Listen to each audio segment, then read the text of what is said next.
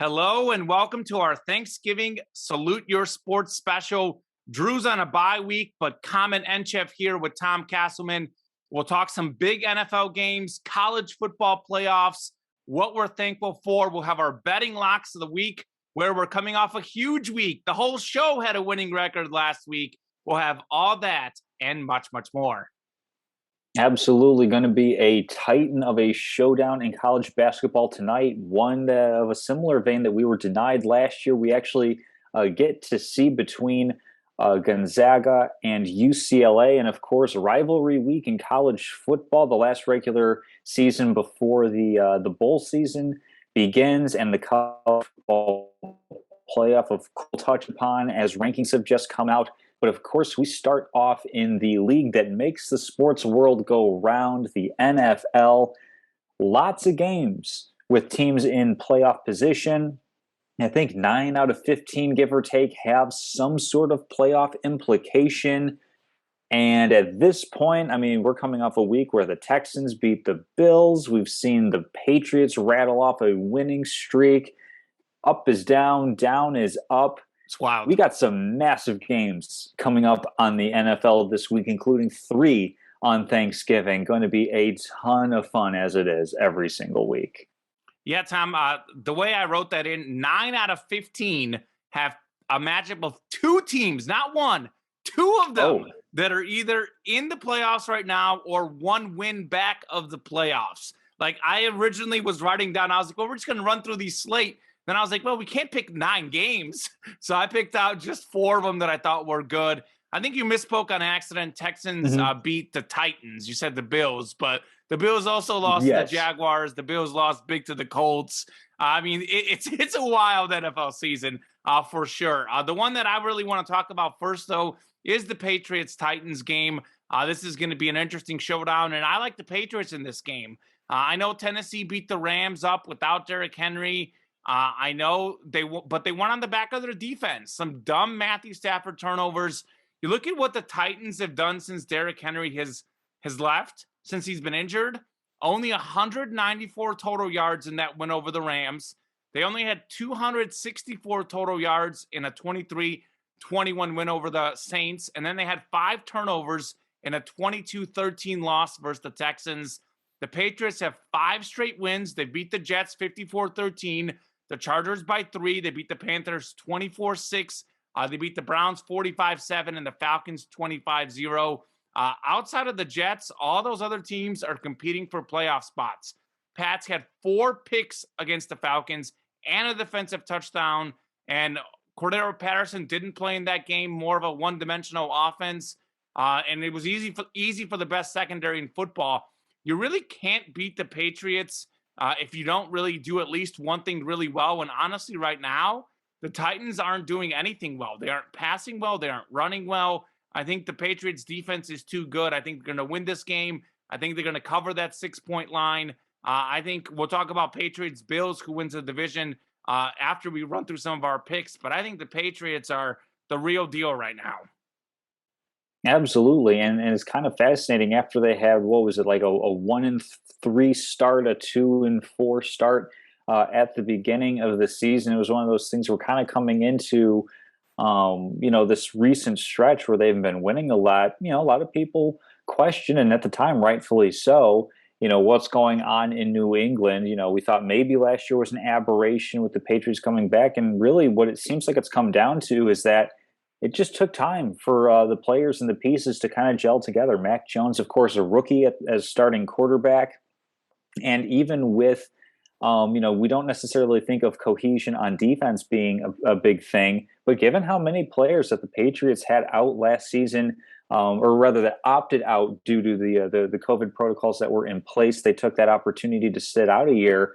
That takes some time for everything to get back in place. And what we're seeing is that, this might be rekindling a conversation for a later point in time, but, we've talked ad nauseum about, the Brady-Belichick dynamic, and we've seen Brady flourish away from Belichick. Well, now we're kind of seeing Belichick flourish away from Brady and putting together a winning team that doesn't necessarily have, great dominance on either side of the ball. They have a really good defense with some great players that can come up and make plays. they have some playmaking on offense, but by no means are they like world beaters on either side of the football. It's just the coaching that makes that extra little bit of difference on a Sunday where any little thing can decide a game. So I think that's the thing that's really fascinating. I like the Patriots as well. Of course, it's always fascinating to see a coach and pupil match up with Belichick and Mike Vrabel, who of course has had some little chess games with Bill in the past. So I like the Patriots as well. And it's been really impressive to see them coming on as of late. Yeah, I do want to disagree with something you said. By the way, I'm going to have plenty more on Belichick in Statement of the Week. You were just telling me you don't have a statement. I've got a statement about Mr. Bill Belichick. I do think they have a lot of talent on defense. I really do. Oh, for sure. I think obviously he makes them better. Are they the most talented defense? I don't know if I'd go that far, but they are number one in the league in scoring defense. Obviously, Belichick is a big part of that, but I think you don't just become number one in a category if you don't have the talent. They're top 5 in yards allowed. They're forcing a lot of turnovers. You just saw that the last game. So I think offensively, they do have a lot of talent. I think you are definitely, or excuse me, defensively, you're definitely selling their defense short, in my opinion. But I also do like the Pats in this game. And I do like the Patriots a lot. I said this a few weeks ago. They're going to make the playoffs. It's looking good. My statement is looking good. Probably the one that is the most intriguing game of the ones that we're picking in our show. And I think it's like a 1-point line. The Packers are maybe 1-point favorites against the Rams. This is a very intriguing game. I know you've been high on the Rams. You said you're not really ready to sell your Rams stock. Well, what do you think about the Rams Packers? Who's going to win this game, which has basically been labeled a pick'em? Yeah, I'm going to stay on the Rams bandwagon. Of course, I'm not going to flip, especially not going to flip over to Green Bay of all teams. I mean, we saw Green Bay struggle a little bit last week with Aaron Jones out with a mild MCL strain. A.J. Dillon is a pretty capable running back, but not at the same caliber Aaron Jones is just yet. I think that, obviously having a great quarterback like Aaron Rodgers masks over some mistakes. But if the Vikings can beat the Packers, certainly the Rams can beat the Packers as well.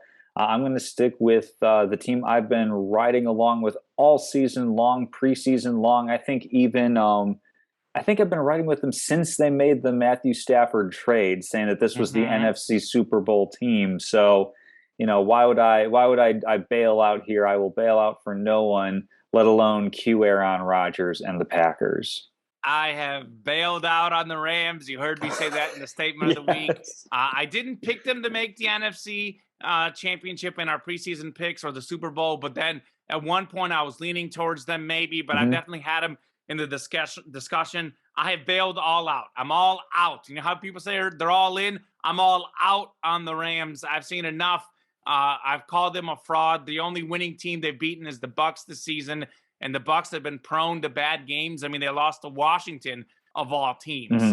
I know they also beat the Colts, but that was a very different Colts team that started 0-3, very different from the current Colts team. Rodgers is a little banged up. Looks like he's going to go. As long as that turf toe is okay, I'm going to go definitely Packers in this one. I think, I look at the Packers. They're 8-3 this season. They're 9-2 against the spread. They're that team that's maybe overachieved a little bit. You talk about teams that are overachieving. You mentioned the Patriots. Well, the Packers seemingly overachieve every season. And I think that they're a perfect 4-0 at home. This game is in Green Bay. It's at Lambeau. I like the Packers in this game. I think the Rams are going to struggle again against what really has been a pretty good Packers defense. I don't know what happened in the game against the Vikings, but I think they'll make adjustments. I like Green Bay to win that game at Lambeau. It'll be close. It won't be a blowout, but give me the Pack attack in that game.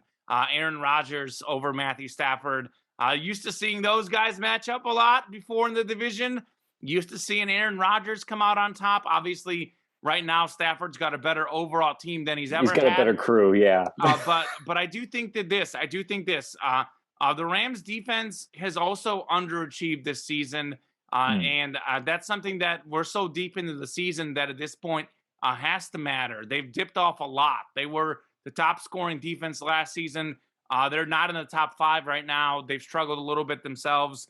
So yeah, I like the the Packers here at home in Lambeau Field, taking down the Rams, and another disappointing loss for the Rams. Well, we'll see. It definitely would be disappointing considering that they're coming off of the bye. Figured that they'll have some way of getting a new acquisition, Odell Beckham Jr., integrated as well. But another NFC matchup that's going to be pretty tough. And, maybe not necessarily on the face of it looking all that exciting, but definitely has some big playoff implications, especially for those last couple of spots. We have the San Francisco 49ers hosting the Minnesota Vikings. Both teams victorious this past week. Vikings a little bit more impressive in their opponent than the 49ers had, certainly. Common, who do you like out in the Bay this upcoming weekend? Yeah, this game is going to decide possibly the last wild card spot. It's a huge game. We're talking about playoff implications. This has playoff tiebreaker written all over it. 49ers, by the way, they beat up the Rams by 21 points just 2 weeks ago. I know the Jaguars aren't great, but they beat them by 20. You beat an NFL team by 3 scores as they have back-to-back weeks. It doesn't happen very often. The Vikings also had an impressive win taking down the Packers. These are two teams that are playing good ball right now. They both won 2 straight games. I think I like the 49ers here, though, because the Vikings offense, I think, is a little bit more explosive. It has to get a little bit of an edge because of their receivers. But I think the 49ers defense is way, way better than Minnesota's defense. Actually, Minnesota's played bend but not break defense all season long. 49ers are allowing the 6th least yards per game on defense. The Vikings are allowing the 5th most. San Fran's offense, by the way, also looks like an above-average offense without question when you have George Kittle healthy, when you have Jimmy Garoppolo healthy, and you have Deebo Samuel playing like an MVP candidate. Now they're not only using Deebo to catch the ball, which he's second in the league in yards, they're also running the ball with Deebo Samuel. They've really utilized him really well. The return of Kittle, Deebo, and Jimmy G, the 3 of them together have looked good. I think that the gap, again, I think the Vikings might get a slight edge on offense, but I think the 49ers are significantly better on defense. And they're a 3-point favorite. They're at home. That's also a line that I like, 49ers -3. I like the 49ers in this game. I mean, this is the team that was in the Super Bowl 2 years ago. You talk about like COVID opt-outs and injuries with the Patriots last season. No one was hit harder than the 49ers, and they played in arguably the best division in football. So San Fran is a legitimate team. I think they're going to win this game. It's sort of a must-win, though, because the winner of this game is going to have the playoff tiebreaker head-to-head. So give me San Fran to win this game. Yeah, and also the in-conference tiebreaker that's going to matter for some other opponents as well if we end up in that sort of situation toward the end of the year. I like the 49ers as well. And, what you were saying about, Vikings more explosive on offense, how do you limit that? By controlling tempo, by running the football, and perhaps no team this might be some hyperbole, but no team, regardless of personnel, seems to run the football better in this past, 5 or so year era than the San Francisco 49ers. I mean, they're perhaps the only team that actually pays a significant cap percentage toward a fullback in Kyle Juszczyk. So I think Juszczyk. I like 49ers as well to be able to limit, bend don't break defense works pretty well so long as you're able to get your defense off the field. I don't know if the Vikings are going to be able to do that with the 49ers content to run a lot of plays, run a very physical game. So I like San Francisco winning on Sunday as well. And speaking of that, real fast, Tom, speaking of that, the 49ers, I think, had like a 20-play drive that nearly took up the entire first quarter in their last game. Oh, so that's glorious. I completely agree with you on that one. That's the type of football that I like, and I'm pretty sure Drew likes that as well, where you get to the end of the quarter and you're only exchanging possessions, once, maybe 2 times. It's definitely a lot of fun. A couple of teams that like to run the football, though one team certainly has some better options if they wish on offense. The Buccaneers hosting the Colts. I think I have that right. I might have that flipped around, but the Colts are hosting, I believe. Colts are hosting the Buccaneers this upcoming Sunday as well. This one a little closer than we may have imagined in the preseason or even just a couple of weeks ago. The Colts have come on strong of late, especially with Jonathan Taylor. Oh my goodness, a 5-touchdown weekend. Hats off to you if you had him in fantasy football, and my sincerest condolences if you were facing him in fantasy football. Last week was either really good or really rough for you. Yeah, Jonathan Taylor had 200, more than 200 total yards. He had 180 something rush yards. Also had a couple catches out of the backfield. Totaled over 200 yards, 5 total touchdowns. I do think he's going to struggle a little bit more in this game, though. I like Tampa Bay. It's a game of matchups. Tampa Bay is the #1 rushing defense in the NFL. They're giving up about 78 yards a game rushing, which is about 10 yards better than the next closest team. So I think Jonathan Taylor isn't going to be running wild in this game. The Colts secondary is 18th against the pass. So I think the Bucs are going to pass the ball really well. Jonathan Taylor is going to do good. They're not going to shut him down, but he's not going to be sniffing anywhere close to 200 yards or 5 touchdowns. I like Tampa on the road. Tampa seems to be a second-half team. They did it last year, and they seem to maybe be getting ready to go on a second-half run this season as well.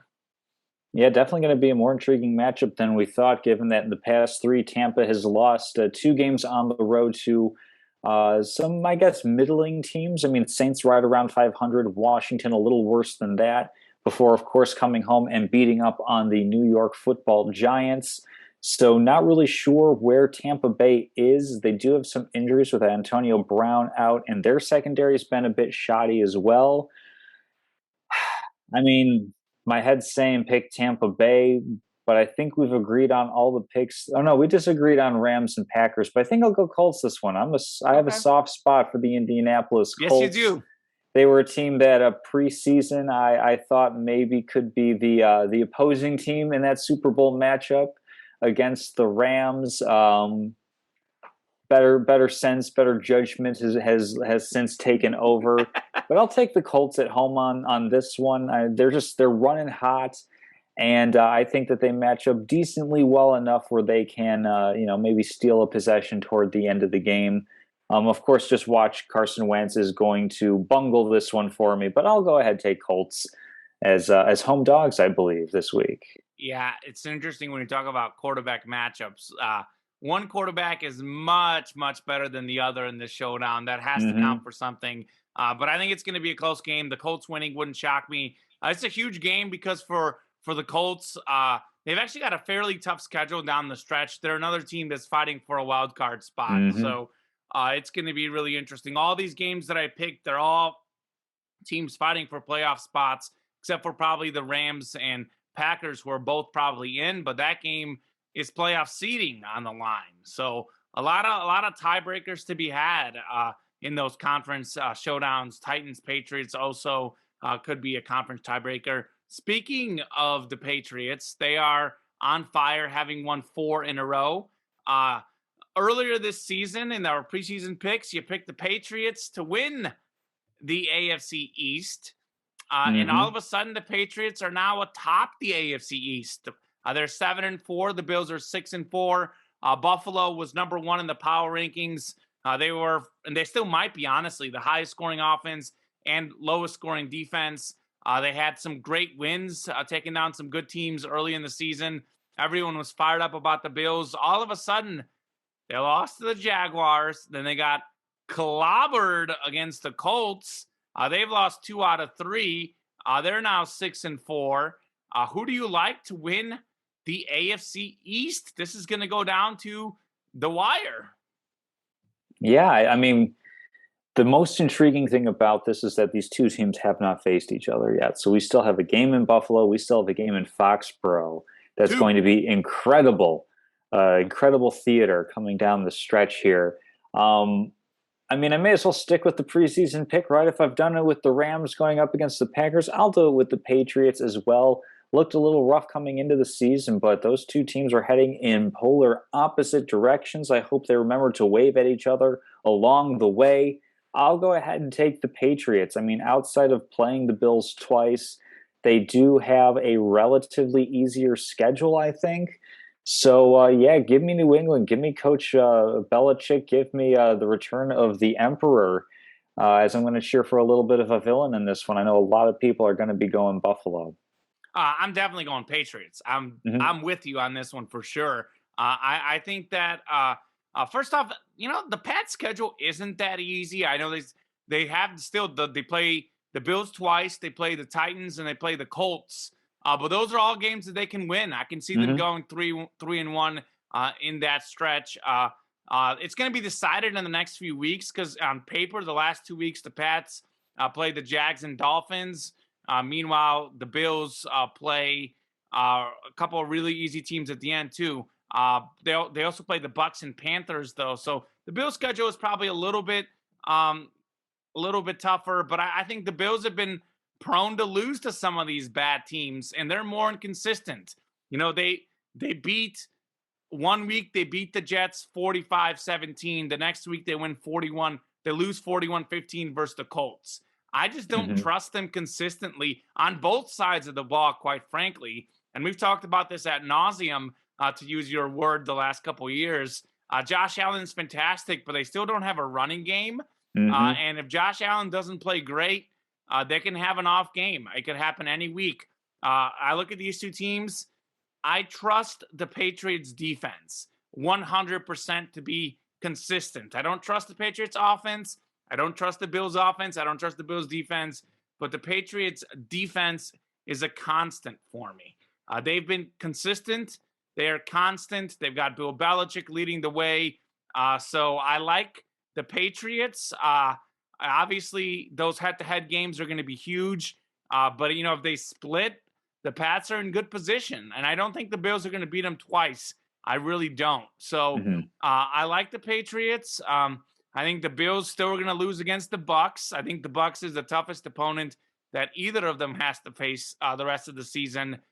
So the Patriots defense is looking amazing. Mac Jones is getting better and better. They got Damian Harris back now. They've got 2 running backs now. While he was gone, the backup was playing great. So the Patriots are in great shape. I like what New England is doing. I think the Patriots are going to win the division, and they're going to be competing for the top overall seed in the AFC. Talk about a return to normalcy now that we've got these full stadiums. Patriots are returning to normalcy, and the football is a game of inches, they say. Last season, they were 7-9. They lost a lot of close games. They had a lot of COVID opt-outs, a lot of injuries. They improved their defense because guys got healthy, and they improved their offense. They added Hunter Henry, Nelson Aguilar. I know those guys don't scream like crazy, but they are improvements.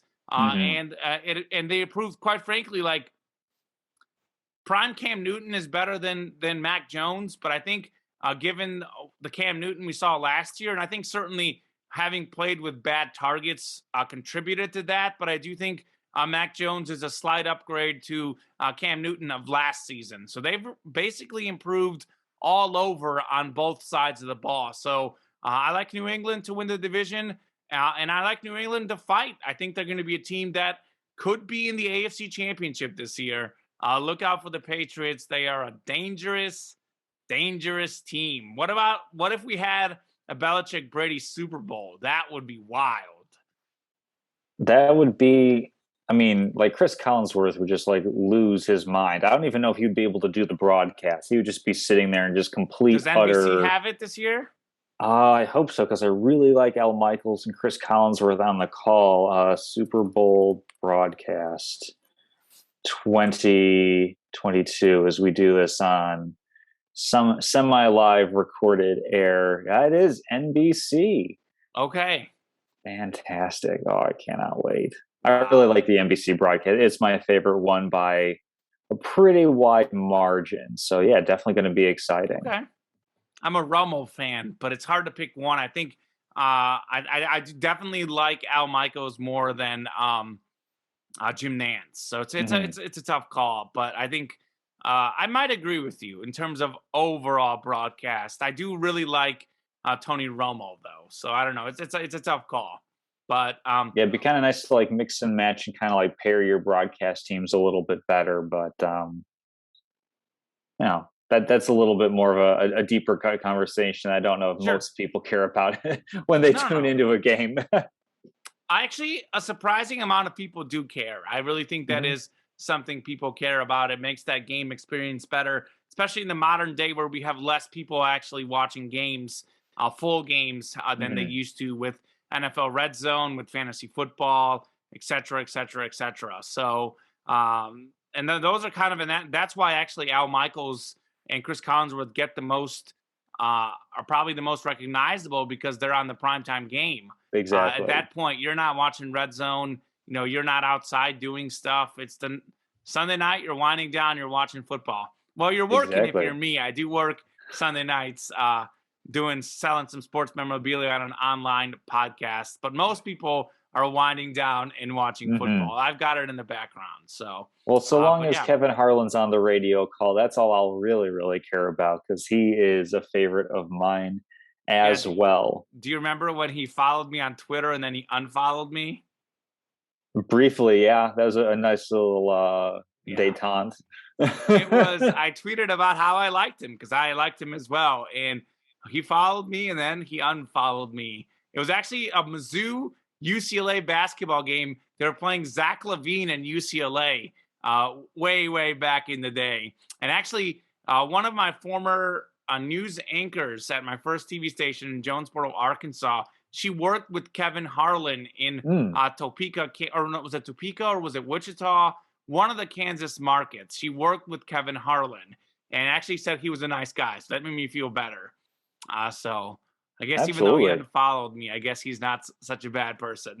But anyways, more football. How about college football, Tom? Let's talk some college football. Absolutely. We have a shift in the rankings. At long last, Common gets his wish. Oregon dropping off after a game, a tough game for them in Utah. Ohio State skips up 2 spots, going from the 4th spot into the 2nd spot. The Cincinnati Bearcats, at long last, I have been waiting for this all season long, finally getting some recognition as they are now in the 4th spot. Alabama dropped from 2 to 3. I think pretty much just in reflection of how badly Ohio State beat up on the Michigan State Spartans. I hope that Mel Tucker signed that deal before the game took place, because they might want to claw back a little bit of that now. Just like a quick salute to him, by the way. Former Bears defensive coordinator, was ridden out of town on a rail, so to speak. Good to see him finding some success in Michigan State. By no means a bad guy. We just kind of thought he was a bit incompetent. Might be kind of settling into his niche, though. So kudos to him. Never going to hate on somebody securing the bag, so to speak. Yeah, let's get rid of the current coach too. Let's send them out the way as well. But as far as the college football rankings, first off, real quickly on the rankings, and then I'll ask you kind of a couple big questions. But the rankings are absolutely right, I think, and I called it, by the way. I told you Oregon was going to lose this week. Drew Brackett also picked it in our college pick'em.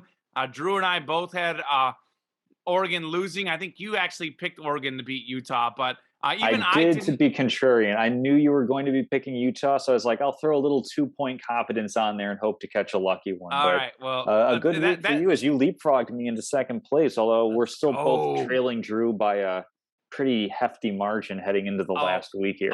There's time for points to be made up. I think there's actually they do actually do the conference championship games as well as for pick'ems. This is not the last week. Excellent. So there is time for got some ground to cover for sure. Some ground to cover, but the rankings are 100% accurate in this case. I think Ohio State beating Michigan State 56-7. I think it was 49-0 at half maybe. And they could have literally put up an 80 spot in that game. CJ Stroud had over 300 yards and 5 touchdowns in the first half alone. They took him out early in the 3rd quarter. They started running the ball. They called the dogs off.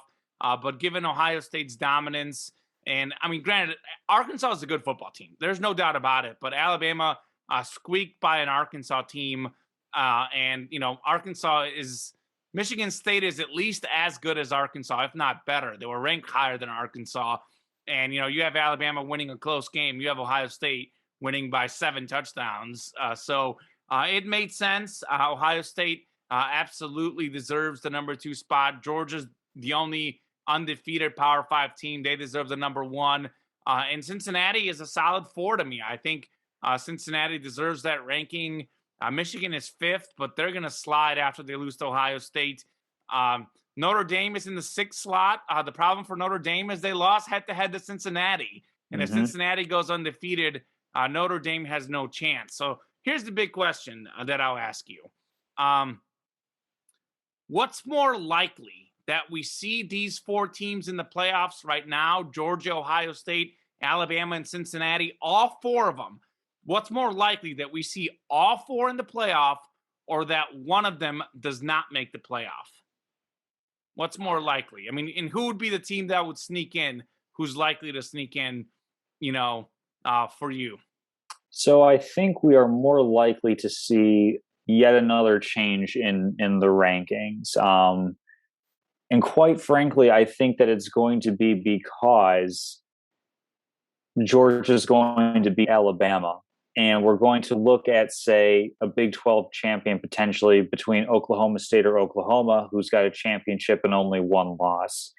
We've got, of course, like the winner of Ohio State, Michigan State, they're presumably going to be in the playoff as well, because they're going to have an easy matchup for their conference championship. So, I mean, I think that could be one way that it changes with Ohio State and Michigan. Whoever wins that game, I think Ohio State's going to win the game. Quite frankly, they will. But if by some chance that's one way it would happen, I think as good as talented as Alabama is, I think that the committee might have a tougher and tougher time saying, okay, we've got a 1-loss Notre Dame team whose only loss is to, of course, a team that's already in the college football playoff. We have either Oklahoma State or Oklahoma with 1 loss. Oklahoma's loss being to a 13th ranked Baylor. Oklahoma State's 1 loss being to, let me find it here, being to ISU. That one's a pretty rough one. But I just see it's more likely that something's going to change. I mean, I could also see it where maybe Cincinnati still gets a bad beat. Where maybe the committee says, well, we want to keep Alabama in, so we'll put a 1-loss, Big 12 champ in there over an undefeated Cincinnati, a group of 5 team, potentially. I don't know necessarily how their minds are working all the time, how the votes are going to come in. So I think it's more likely that we're still going to see changes. I don't think it's going to be this 4 group, no matter how that they slot in. I think we'll have a change to somebody else in. First off, I actually did watch the college football playoff show tonight. I haven't watched that much of it this year. I did watch it tonight. And the committee chair was very, very clear how much the committee loves Alabama. They love them. He talked about that Ole Miss win, and it's as if they beat Georgia. That's how much he hyped up the Ole Miss win. So I think the committee really, really likes Alabama, as well they should. Yeah. Bryce Young is having a historic freshman season. I'll have more on that during sports trivia. They've got one of the 2 best players in college football with Bryce Young and C.J. Stroud. The 2 freshman quarterbacks are phenomenal for Alabama and Ohio State. First off, I want to say this. Under no scenario, no chance, I say 0% chance a Big 12 1-loss champion gets in the Final Four field. None whatsoever. The Big 12 is not good this season, and the playoff committee has not ranked the Big 12 high. Oklahoma was number 8 in the original rankings when they were undefeated. Oklahoma State is 7. Right now, Oklahoma is 10. There's no way that the committee is putting a Big 12 champion. There's no way they're putting a Pac-12 champion with Oregon's latest loss. There's no way they're putting an ACC team with Wake Forest's latest clobbering at the hands of Clemson. The only scenario I'm about 53% sure that the top 4 will hold. The only scenario that I can see the top 4 not holding, obviously Cincinnati loses, that simplifies it.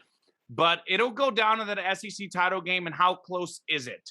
If it's a 1-score game or a single-digit game, I think Alabama's pretty safe. But if Alabama loses by 2 scores, I can see Notre Dame getting in. Just because Alabama's probably the biggest program in terms of notoriety, but Alabama's not far behind. They've got a great fan base. They're a big national brand name.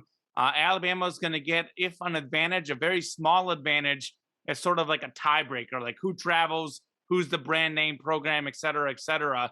They're going to have a hard time if the committee has to choose between them and Notre Dame.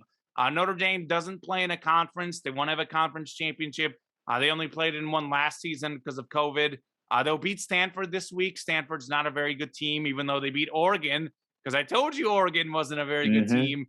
So Notre Dame needs to win convincingly against Stanford, and they need Georgia to win by 2 scores. Then in that scenario, I think Notre Dame is going to get in over Alabama. That's the only team that I think has any chance to kind of shuffle the rankings. I think Michigan has no chance to beat Ohio State. Let's not even pretend like that's a realistic scenario. They're number 5 in the rankings. They're going to drop Oklahoma State. Oklahoma, again, they're 7-10. Oklahoma State's loss is a pretty bad one. And honestly, both of those teams could easily lose to whoever else they play. But even if there's a 1-loss Big 12 champ, the committee has been pretty clear they don't like the Big 12, and rightfully so, because the Big 12 isn't good. So ironically, I think the last playoff spot is going to go down to Alabama and Notre Dame. The interesting thing is going to be what they do, though. Are they going to make Alabama the 4 seed, which is probably what they should do based on resume, and then we have Alabama, Georgia back-to-back weeks. What will be intriguing to me is I think Ohio State will be the 2. It'll go down to is Alabama 3 or is Cincinnati 4. And I do think this, if Notre Dame hadn't lost to Cincinnati, they could be getting in there. But that's Notre Dame's problem, is that they can't justify putting Notre Dame in over Cincinnati because Cincinnati would be undefeated. Notre Dame's would have 1 loss against Cincinnati, and it was at Notre Dame too. I will say this: Notre Dame's gotten better since then because they have young recruits that were getting used to it. I'm not convinced. I don't know who would win that game if they played now, but it would certainly be a really good game. So I would say those 4 will hold for me, just because I think Alabama tends to always play Georgia well. Nick Saban tends to dominate Kirby Smart. So I think it's going to hold, and those will be the 4 we see in the playoff field. I do think, though, Ohio State, to me, has a real shot to beat Georgia. And those 2 are a little bit further from the rest of the field. As much as I like Alabama, Alabama's defense has looked a little bit shaky this season, but with Bryce Young, they have a chance. Certainly Alabama, though, I think is a top 4 team.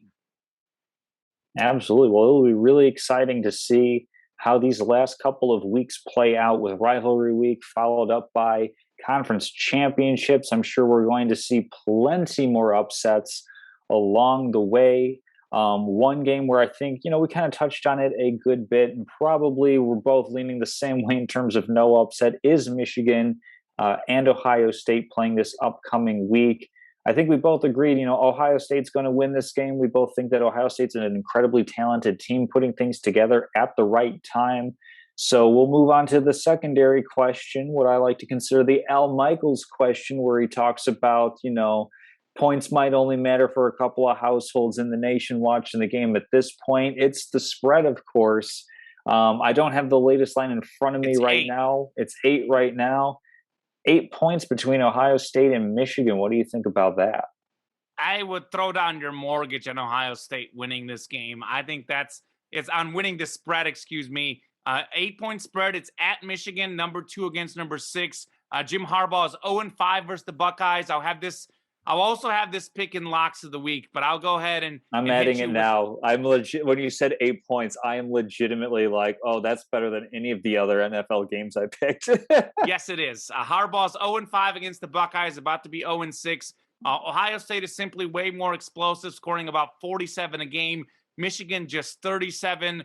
The Buckeyes get about 560 total yards a game, which is about 112 more than Michigan. 362 to 230 in the passing game.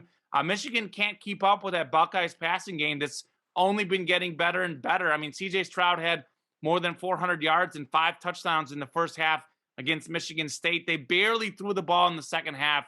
It could have easily had 700 pass yards, could have easily had 80-plus points. They just called the dogs off and won 56-7. Ohio State's way more explosive. The Buckeyes are the second best team in the country right now. They'll have no issues covering that 8-point spread. I'll have it in locks of the week too, but I mean, just it's an easy one. It's no brainer, I think. I know there's no such Absolutely. thing as a sure thing, but this is as close as it gets. The only reason why it's I this agree. close is Yeah. because it's a rivalry game and it's at Michigan. But Mhm. it's not going to be close. Yeah, no, I think I agree with you on that one. I think we're going to see a similar sort of thing where, for a little bit, Michigan was like, oh, haha, look at Michigan State getting beat up on. And then they looked at the calendars and said, we're next. So Yep. definitely going to be fun to see that this upcoming weekend as well. A nice little palate cleanser between Thanksgiving football on Thursday and then the rest of the NFL on Sunday. Get that Saturday sorbet in there on the football palate. Shifting gears over to the hardwood, we've got college hoops, of course, a massive matchup coming up in a couple of minutes as of our recording. Number one, Gonzaga. Number two, UCLA. Last year, we missed out on 1 and 2 Gonzaga and Baylor in the regular season due to COVID. Thankfully, this one is going to be tipping off in short order. It could be a portention of things to come in early April. What do you think? I think so. I think these are the top two teams in the country. I think we'll have a lot of upsets, but I expect to see them playing the first Saturday of April in the Final Four and probably the first Monday of April in the national championship game. This is another game that the line's a little bit curious to me. I'm going to just say this right now before it's tipped off, just so we know, because we'll do locks of the week here in a second. And I'll start with my locks first before you guys, just because I want to make sure I get this pick in before the game starts. I like UCLA +7 in this game. I don't know how that line is 7 points to Gonzaga. I look at these two teams. UCLA has pretty much their entire team back from last year, which they lost in the national semifinal on a half-court buzzer beater by Mr. Suggs.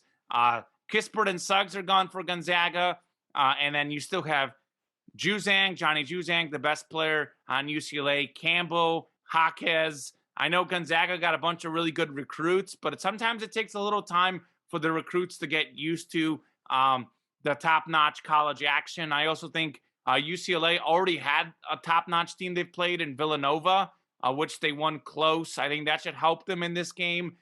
They should cover that 7-point line, and I think UCLA will probably win a close game.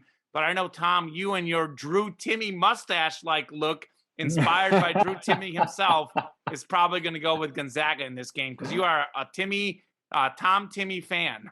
Terrific Timmy. I do like Drew Timmy. I do like Gonzaga as well.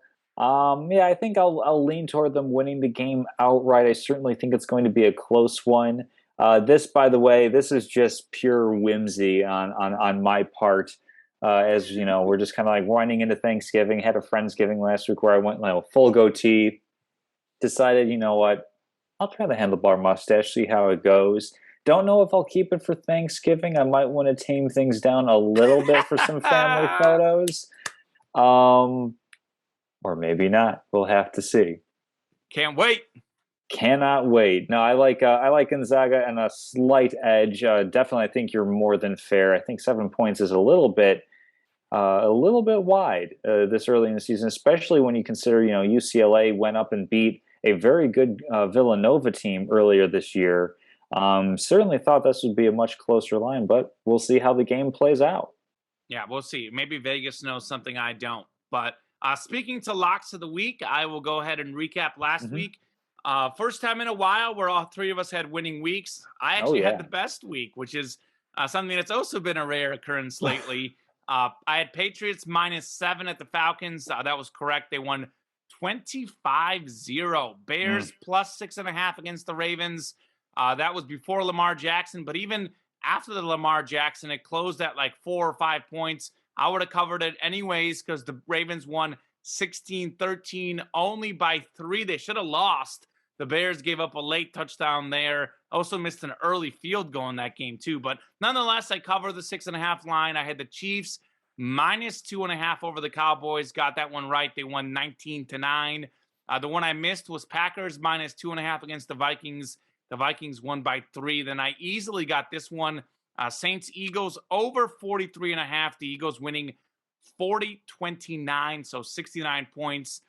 Drew had Norwich and Southampton under 2.5 goals. He was wrong there. 2-1. The over-under for Drew in the EPL, I believe, has missed 2 straight weeks, which is also pretty rare. He also had the Bears covering against the Ravens. He had the Ravens under 45.5. That was 29 points. He had the Saints plus 1.5 against the Eagles, missed that one. Then he hit Washington plus 3.5 at Carolina. Washington winning 27-21. And then, Tom, you were 3-2. You had the Bengals basically covering a pick'em. They won 32-13. Seahawks didn't cover for you against the Cardinals. You had the Cowboys covering that line against the Chiefs. That didn't work out. Then you had Falcons, Patriots under 47.5. You got that one right. 25-0 Pats, only 25 points. And you had the 49ers minus 6.5 at the Jaguars. You inspired me to bet that one because I heard you talk about it, and I was like, man, that sounds right. 49ers winning 30-10 by 20. So locks of the week, I'll go over mine real fast before this game tips. It should tip any second. So for my locks of the week, this week I'm going to go UCLA +2, number 2 UCLA +7, versus number 1 Gonzaga. I've got UCLA covering that 7-point spread on a neutral court game in Las Vegas. We talked about this last week. UCLA has almost their entire team back from last year's national semifinal game against the Zags that they lost on a half-court buzzer beater. Johnny Juzang is back. Jaquez, Tyler Campbell. Zags only have Drew Timme. Suggs and Kispert aren't there. I think UCLA has more talent. Juzang is an NBA prospect. He's going to show out tonight. He wants to be a lottery pick, wants to be the first overall pick. This is his chance to shine against a good team. I know the Zags have good recruits coming in this year, but usually it takes the recruits some time to get going. So I like UCLA covering the 7-point line tonight. Then we talked about this game, Ohio State -8 at Michigan. I know comparing opponents is dangerous, but man, Ohio State beat Michigan State 56-7. That's the same team that Michigan lost to. I talked about this just a couple segments ago. Ohio State scoring about 47 a game to 37 for Michigan. They average 132 more passing yards per game. CJ Stroud, 400 pass yards, 5 touchdowns in the first half versus Michigan State. They barely threw it the second half, could have had 700 yards. Ohio State doesn't have nearly enough explosiveness, Michigan doesn't have enough explosiveness on offense to keep up with the Buckeyes. Ohio State -8 feels like a safe pick here. Then heading to the NFL, this is another game we talked about earlier, but I like the Patriots -6 over the Titans. The Patriots are my good luck betting team. They've won 4 games in a row. They've also covered 4 spreads in a row. I've also bet on them 4 weeks in a row. So let's keep going with the Patriots. I've had some bad luck with some other teams, but the Pats have been my go-to, my sure thing. They are a really strong team. They beat the Jets 54-13. They beat the Chargers 27-24, Panthers 24-6, Browns 45-7, Falcons 25-0. Outside of that Chargers game, all those games, they've won by much more than 6. The Titans' offense is struggling without Derrick Henry. I know they beat the Rams, but they had some really bad turnovers by Stafford. Only 194 total yards in that game against the Rams. Only 264 yards in a 2-point win against the Saints. Then they just had 5 turnovers against the Texans. They lost to the Texans last week. Are you kidding me? So I like the Patriots. They're much hotter. The Titans' offense isn't doing anything right. Patriots' defense is way, way too good in that matchup. So give me the Pats -6 against Tennessee. I like the Bucks -3 at the Colts. Colts are all about Jonathan Taylor coming off a 5-touchdown game, more than 200 total yards, nearly 200 on the ground. But the Bucks have the number 1 run defense in the NFL, allowing just 78 yards per game on the ground. I think Taylor's going to be shut down a little bit here. Carson Wentz is going to be asked to win the game. He's probably going to throw a couple picks to Tampa Bay. Colts aren't great in the secondary either, 18th in yards allowed. I look for Tom Brady to pass the ball well. Gronkowski is back for the second game. So give me the Bucks covering 3 points on the road. And then I'm going homer here. How about the Bears? -3 at the Lions. Got to have a Thanksgiving bet in there since it is Thanksgiving Thursday. Justin Fields is out for the Bears, but Andy Dalton played well off the bench the last game. I don't know that there's a massive difference between Fields and Dalton for now. I don't think it's much of a drop-off for the Bears. I think the Lions just aren't good. Jared Goff may or may not play. If Jared Goff doesn't play, definitely bet a lot of money on that game because Tim Boyle, in his college career, had more picks than touchdowns. Doing the same in the NFL as well. Literally one of the worst players to ever start an NFL football game at quarterback. So I do think Goff will probably play, looks like, but either way, the Bears won the last matchup 24-14. In fact, they've won 6 of 7 in this series, all of them by more than 3 points. I know a couple were by 4, but still, they've technically covered 6 of the last 7 times that 3-point line. So give me the Bears on Thanksgiving. -3 at the Lions, the Bucks -3 at the Colts. I've got the Pats -6 over the Titans, Ohio State -8 at Michigan, and UCLA +7 versus the Zags on a neutral court. I'll let you get your picks while I get a breather, and I'll pull up Drew's picks. Absolutely. So, let's see. I had 5 picks, and I'm having a difficult time bumping one of them for the Ohio State line over Michigan, which is really appealing.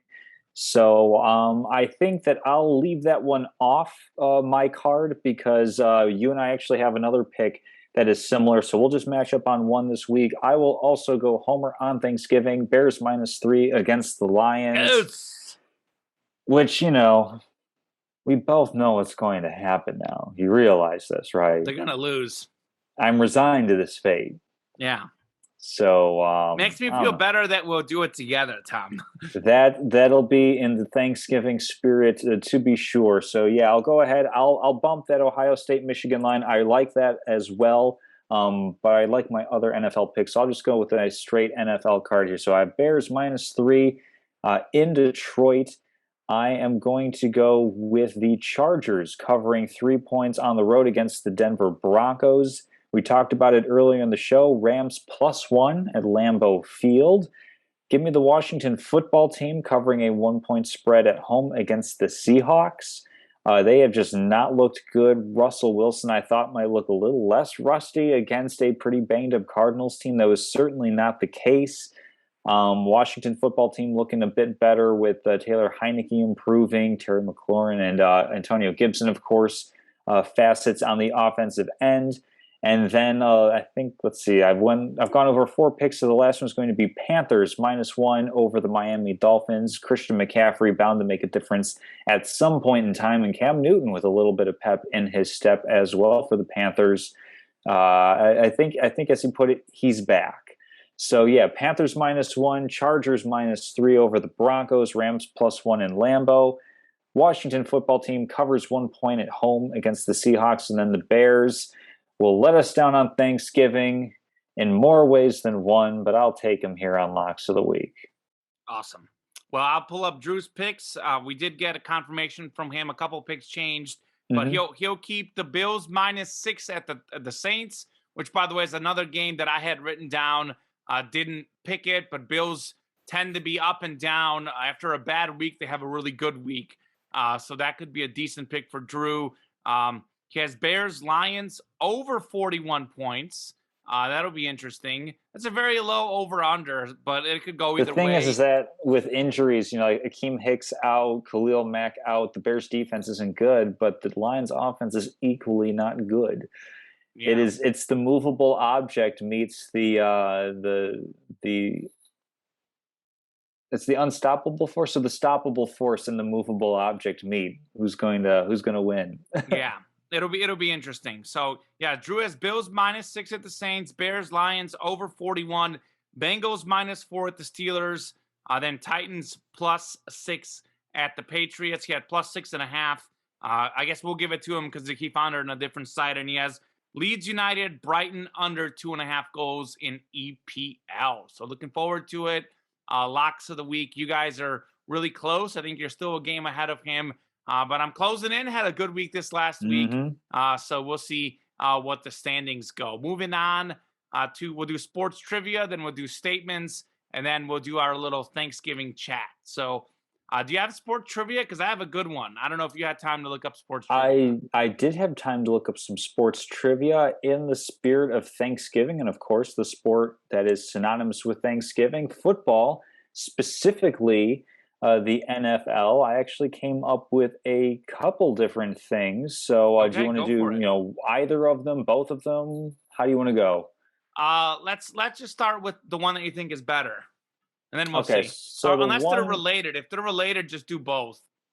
Are they like very related or? Very tangentially, so don't worry about it. So let's you know what? Let's do them both. We've had a relatively short show for us. Okay. Let's not go on forever, but we'll do both. I'll have some fun. I like trivia.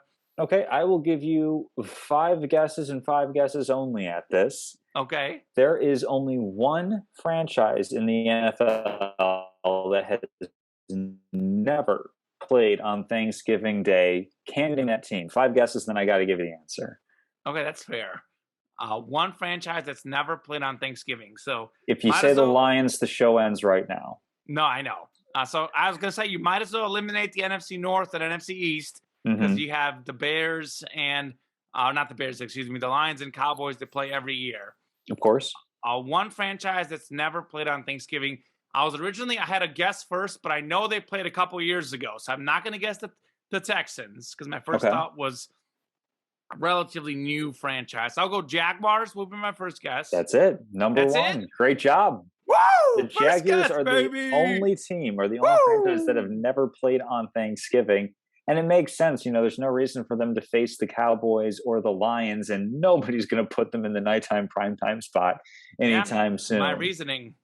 So then the other one that I have, so this one, it could be a 2-parter. The first part's relatively easy, so I could give it away, but I'll throw it in as part of the question.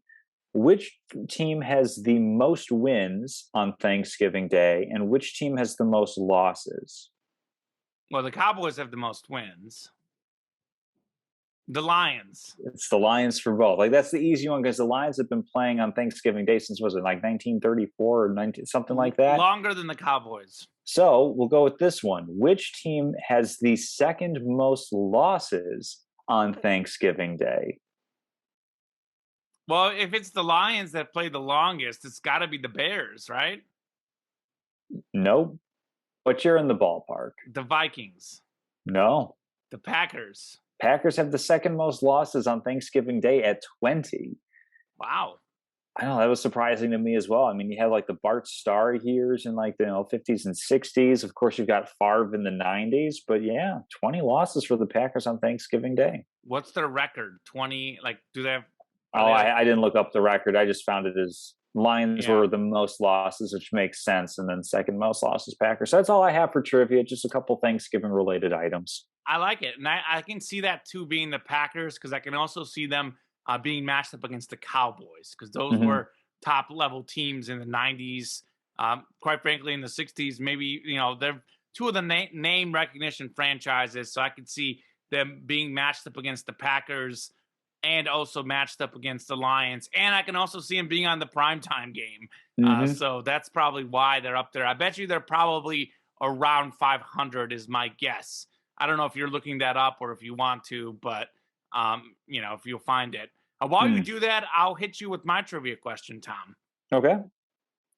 Bryce Young of Alabama, the freshman quarterback, has 38 touchdown passes this year. Ohio State freshman C.J. Stroud has 36 touchdown passes this season.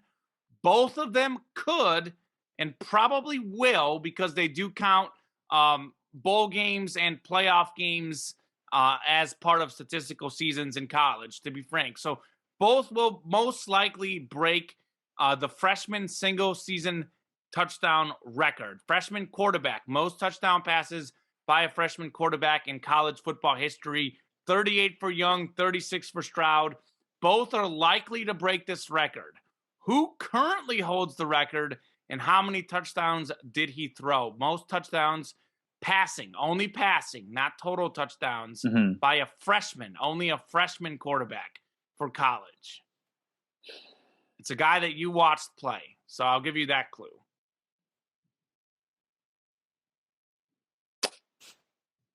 Can I ask for the hint of, has he played in the NFL? Yes. Is it Case Keenum? Not Case Keenum, no. Like, I'm thinking of like these like weird air raid offense guys that like they throw for a bajillion touchdowns and they get to the NFL and it's like nothing. Oh, as a freshman, maybe Colt McCoy. Oh, Played actually for a big time program. Texas is not a big time program. I guess. I like the subtle shade. That's fair. That's fair. I don't know, like Matt Leinart. I'm trying to think of like freshman phenoms. James Franklin, Mizzou Tigers. I don't know who is it. Oh, you're sort of close. Like, not like with him, but like with sort of like the name, like the. I don't know. I don't want to like give it away with the clue. He played in 2013. There's another clue for you. 2013. He had 40 his freshman season. 40 touchdown passes as a freshman. That's the amount. Would that be Andrew Luck? Not Andrew Luck. As a freshman. Also a number 1 overall pick. Okay, so that'll narrow it down. Jared Goff? Not Jared Goff. So who's number 1? Oh man, why am I so bad at this? Jameis Winston's a number 1 pick. It's Jameis Winston. It is Jameis. Okay. 40 touchdowns. Won the Natty as a freshman for Florida State. One of the all-time. He was a freshman for that. Wow. Yeah. That's incredible. He was really good. Both quarterbacks likely to do that, and both quarterbacks good chance of being very, very good. Neither of them draft eligible though, if I'm not mistaken. So. They're not draft eligible, but both of them. Maybe next year, Detroit. Maybe next year. Maybe next year. Yeah, they got to play one more year for college football before they. That's a good one. Yeah.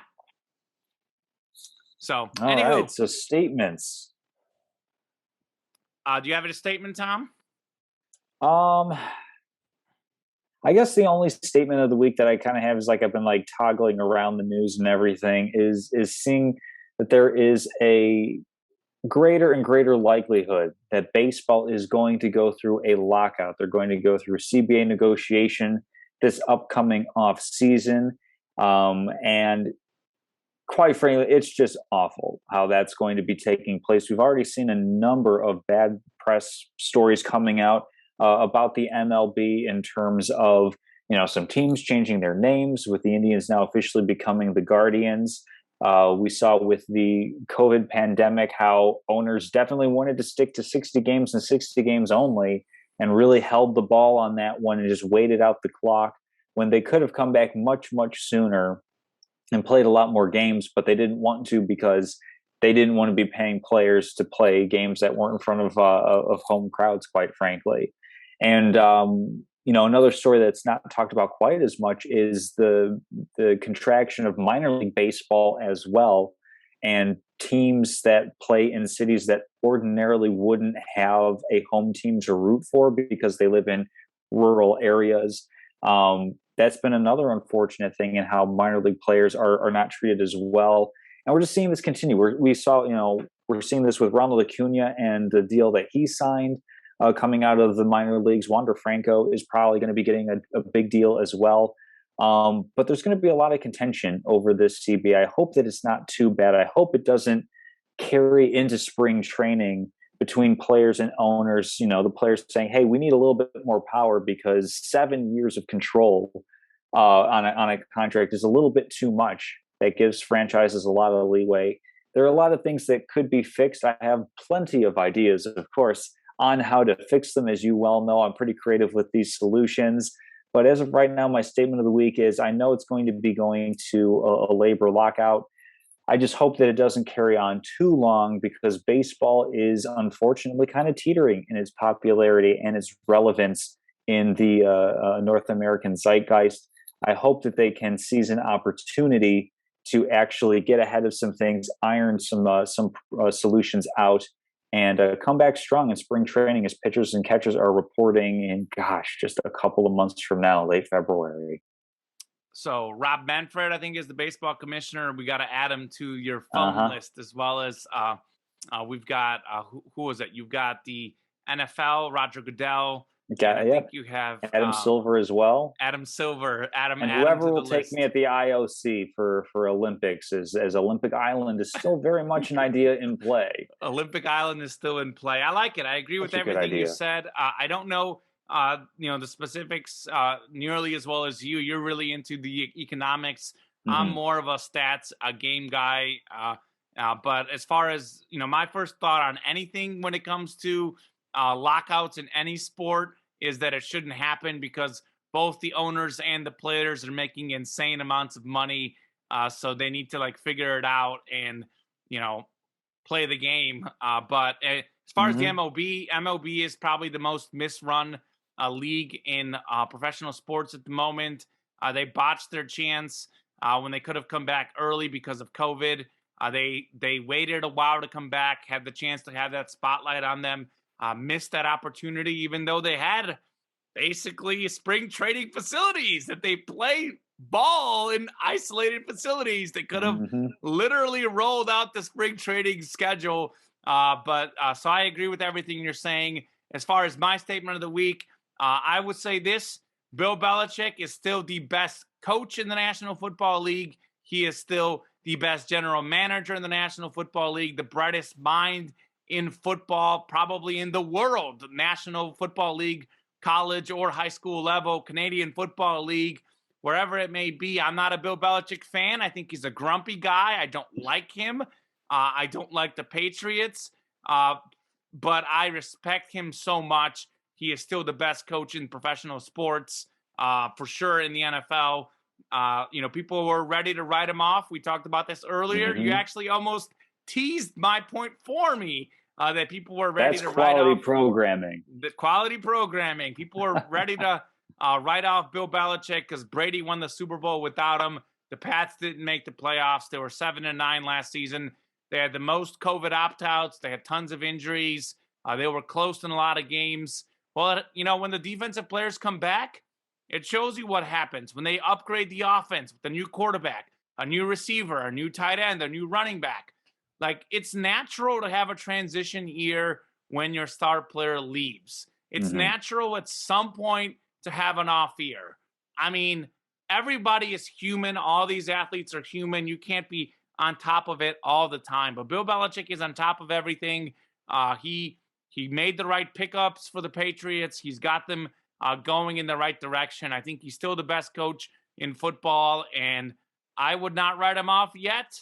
The Brady versus Belichick debate, they're both amazing at what they do.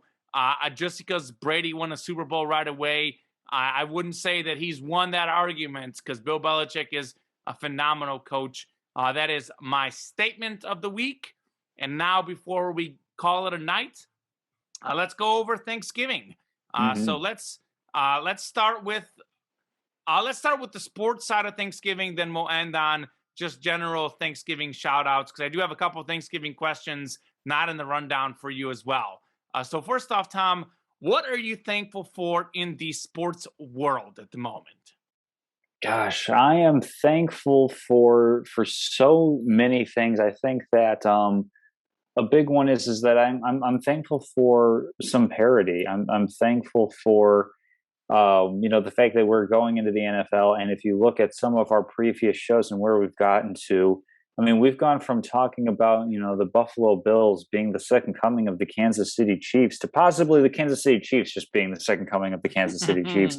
We've seen so many great stories taking place in this past calendar year, and we're going to continue to see more. I mean, we had, for the first time, we saw the Olympics and everything that it took for the Olympics to take place just back this summer. And we're going to have, of course, have the Winter Olympics coming up next year in as China, well. Too. In China in just a couple of months. So I think that from the sports perspective, it's not going to be too terribly different from the personal perspective. Overarching is that we're getting a little bit closer to being back to normal. We haven't had any wild NFL games rescheduled where there's a game on Tuesday afternoon, as entertaining as that is for people who just kind of sit at home with nothing to do, as you and I might be able to commiserate a little bit at certain points of last year. So yeah, it's that sort of thing where sports are still entertaining, and there's parity, especially in the NFL. In the NBA, there's some parity currently. Can certainly be thankful for the Chicago Bulls right now atop the East. So yeah, just kind of thankful for sports having carried us through a pretty dark time in our society and continuing to carry us forward into the future. Yeah, I'm definitely thankful for you kind of hit on some of the things I was going to hit on. Mhm. Sort of like it feels normal, like watching like Yeah. these NFL games or even especially college football. You turn on the TV, it's like a packed stadium. I've seen like certain schools like rush the field, brought back memories to when Mizzou rushed the field, beating number one Hmm. Oklahoma in college. When we were both in college, I think it is kind of cool to see a return of normalcy. The parity is another thing I was going to talk about. It's been exciting to see how any given Sunday anyone can win, and that's how it's been in all the sports. The underdogs have won all the championships or most of them. The Bucks were an underdog, beat the Chiefs in the Super Bowl. Baylor was an underdog, beat Gonzaga. We had Chelsea in soccer, beat Man City. Like upsets galore left and right across all sports. I'm thankful for Lionel Messi still playing soccer. He's had a lot of injuries this year, but looks like he's finally healthy at the moment. I'm thankful Hmm. he actually won the Copa America with Argentina, won his first international senior club trophy with Argentina. That was an exciting moment for me. Glad to see the Olympics, something I really enjoy. You hit on that. Thankful to have Stephen Curry doing what he's doing. Stephen Curry is my favorite NBA player, probably along with LeBron. I mean, honestly, lately, Stephen Curry is like probably surpassing LeBron on my like list, honestly. I just love watching Steph doing what he's doing, and I love watching the Warriors, their ball movement. They look like that 2015 Warriors championship Hmm. team pre-Durant when they move the ball like crazy. Thankful to watch them. Just thankful for sports happening and us really being able to sort of take in the environments. I know it's better when you're there in person, but even like on the TV, like you can now turn on a game and feel the environment of a sports game in a sports stadium, even watching it from your television. So yeah, glad sports are back. Glad the fans are Hmm. back. Hoping for all the best on that route. Uh, Absolutely, yeah. And then personally, what are you sure, most thankful for in kind of not sports, although of course sports can certainly sure. bleed over into personal life as well. Well, I'm very thankful for my dog Messi. I got to say that he gets the Hmm. first shout out. Been my first year with him. He was born last year, but we've done this whole year the pandemic puppy, as they call him. Really thankful for him. He's been a great addition to my life. Thankful for my girlfriend, who I started dating at the beginning of this year, so it's kind of going full circle. Allie Morgan. So she's a big fan of yours, Tom, and the show. Still would love to hopefully we can get together, us four. I'll Absolutely. actually message you off the show about times where we can do that. But thankful for that. She's been positive influence on my life. Good to have someone there with you. Thankful for getting to spend some family time back home. Thankful for getting a job. You were talking about like Hmm. us kind of watching, like we were both unemployed We during were bums for a little bit. Tuesday afternoon football. Certainly busy working. I'm kind of doing a sports job, which is good. Yeah. Kind of sports podcasting, sports memorabilia, sort of like a game show gambling thing, which is like all the stuff I enjoy. So thankful for that. And just in general, like thankful to make it through another year, living life. Things are going mostly good. So looking forward to everything. So yeah, thankful for a lot of things. What are you thankful for, Mr. Castleman? Well, I'm thankful for all the usual stereotypical things of family and friends, especially with the pandemic still going on, of course, but certainly through the vaccine, through just good personal practices, we're actually able to return to some levels of normalcy over the past 6-7 months or so. Mentioned it, I think it was right prior to the show, talking about a Friendsgiving that I actually went to on Sunday. That unfortunately that didn't happen last year, and we were certainly, I had a moment during the Friendsgiving this year looking around and feeling that sense of, I don't know, like a little bit of completeness, that feeling of things are getting back to normal, and having a greater appreciation for being in that moment, perhaps more so than I did in years prior, Mm-hmm. because, quite frankly, we all did take a lot of things for granted. So certainly thankful for that. Thankful for, wife, family, health, everything. We bought a new house back in January. That's of Yeah. course a thing to, for Congratulations. which to be thankful. So I guess it can all be summed up into thankful to have everything that I need in my life, and blessed enough to have a lot of things that I want to. So I think that pretty much is an all-encompassing way to look at this. Yep, and I'll add this. Thankful we're still doing this show. We started this show Of last course, year during the pandemic. I'm glad we've because carried we needed to on. find something to do on Tuesday afternoons. That's right, and we're still going strong. We really enjoy doing the show with you, Hmm. being able to connect. Obviously, you're one of my closest college friends, Drew Brackett as well when he's on the show. Thankful to do this show with you guys. Actually, thankful for technology as a whole because I get to do Yes. this through Zoom. I get to Skype with my family in Bulgaria, something I look forward to. Hmm. We do that on Sundays, or Saturdays, excuse me. Saturday Skype with the parent or grandparents. Tuesday show with you and Drew when Drew's here. So thankful for all of that. So yeah, it's been good, mostly good. Life isn't perfect, but mostly good, and I'm blessed for everything. I'll say this: I do have a couple questions for you on a more Okay. lighter note. I guess this is kind of lighter, but still, like, I'm just dying of curiosity because Okay. Tom, you are a very, very particular individual. I am. So I'm going to ask you a very important question. Okay. What is your favorite Thanksgiving food? And if you're going to say it's like a main course turkey or something, then the sidebar would be what is your favorite side on Thanksgiving? Okay. So I'll go with the favorite part of the turkey. First Okay. off, I'm a dark meat guy. It's Thank the you. better part of the turkey, I think. I'm things for which to be grateful. I'm grateful that most people don't like dark meat because more for me. Is that a As far thing? as Most people don't like the dark meat? yeah, no, like Because there's a I lot of like the dark people. meat Yeah, way more. I am it's not so a much fan more of white meat. flavorful. Turkey, actually, to be honest, like I like turkey on a sandwich, but like Hmm. not that turkey's bad, but I prefer chicken and I prefer steak. Like turkey's Hmm. pretty low on my meat. I don't really eat turkey outside of Thanksgiving.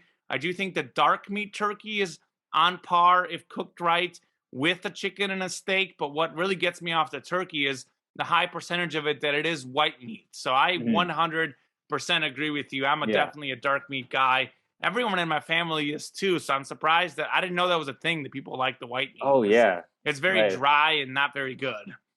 Yeah, no, most people I know go for the white meat over the dark meat. So yeah, like that's the better part of the turkey. As far as like the best side dish, I mean, it's really not that like particular to Thanksgiving.